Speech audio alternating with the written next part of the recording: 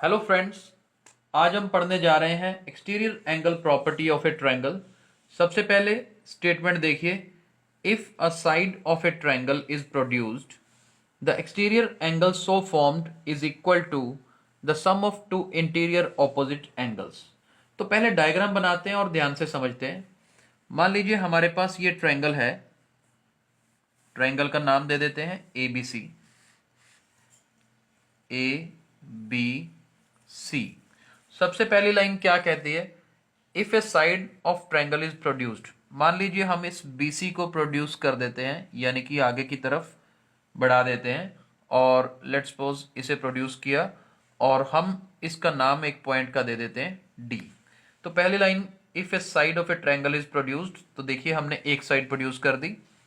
The exterior angle so formed, जो exterior angle बना कौन सा बना? ये वाला angle A C D is equal to sum of two interior opposite angles. सबसे पहले तो इंटीरियर एंगल्स कौन कौन से हैं? ए बी और एक ये वाला ए सी बी। ये तीन इंटीरियर एंगल्स हैं, लेकिन इस एक्सटीरियर एंगल के लिए ऑपोजिट इंटीरियर कौन से हुए? ये ए और बी। यानी कि इसमें हमें थ्योरम का मतलब इसमें प्रूव क्या करना है, पहले तो ये लिखते हैं। हमारे लिए टू प्रूव क्या है? ये A C D angle, angle A C D is equal to angle A plus B. Angle A plus B. ये ध्यान से देखिएगा, मैंने इसको सी एंगल क्यों नहीं लिखा? क्योंकि सी पे यहां कंफ्यूजन हो सकती है, क्योंकि सी अंदर वाला या बाहर वाला, इसलिए पूरा ए सी डी एंगल हमने लिखा। राइट? ए और बी की कोई और पार्टीशन नहीं है, तो ए और बी सिंपली लिखेंगे तो भी चल जाएगा। हम फिर भी इनके नाम दे देते हैं। मान लीजिए ये एंगल 1, ये 2, ये 3, ये एंगल 4, सबके नाम दे दिए। और इसका मतलब हमें अब प्रूव क्या करना है? ए सी डी का नाम हमने एंगल 1 दिया, यानी कि angle 1 is equal to angle 3 plus angle 4। ये हमने प्रूव करना है। अभी देखिए प्रूफ बिल्कुल आसान है इसका। प्रूफ में क्या होगा ये देखिए। सबसे पहले in triangle ABC, in triangle ABC, triangle ABC के हिसाब से angle 2 plus angle 3 plus angle 4, इन तीनों एंगल्स का सम कितना होगा? 180 डिग्री।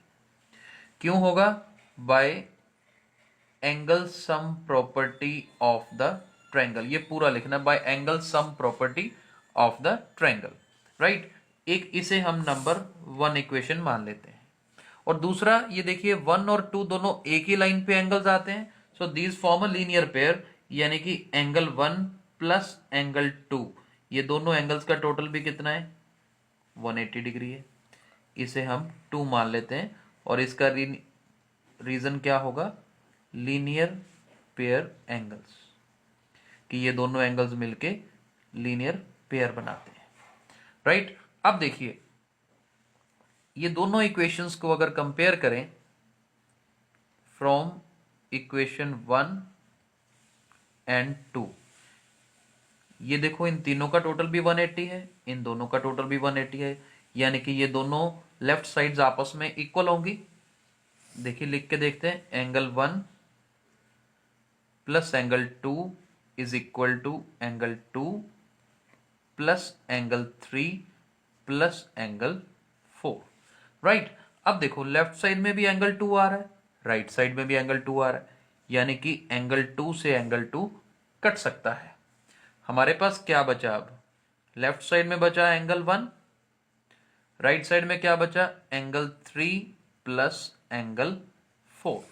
देखो कितनी आसानी से, यही देखो हमने प्रूव करना था, angle 1 is equal to angle 3 plus angle 4। तो बस जो हमने प्रूव करना था बड़ी इजीली प्रूव हो गया। तो ये देखिए एक बार फिर से आपको थोड़ा सा रिवाइज करवा देते हैं। एक्सटीरियर एंगल प्रॉपर्टी क्या कहती है? अगर हम ट्रायंगल की किसी एक साइड को आगे की तरफ एक्सटेंड करते हैं, तो जो एक्सटीरियर एंगल बनेगा, जैसे यहां पर 1 बन रहा है, ये इक्वल होगा sum of two interior opposite angles, यानी कि इंटीरियर यानी कि ट्रायंगल के अंदर वाले एंगल्स, और 1 के ऑपोजिट बनने वाले, यानी कि एंगल 1 इज इक्वल टू 3 + 4 हमने प्रूव करना है।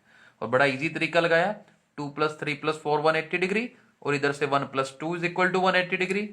दोनों को इक्वेट किया, 2 से 2 कट गया, और अपना आंसर क्या आया, angle 1 is equal to angle 3 plus angle 4। This is what we wanted to prove. तो आई होप आपको ये कंसेप्ट अच्छे से क्लियर हुआ होगा। इसी तरह से हमारे वीडियोस को लाइक और शेयर जरूर करते रहें। Thank you so much.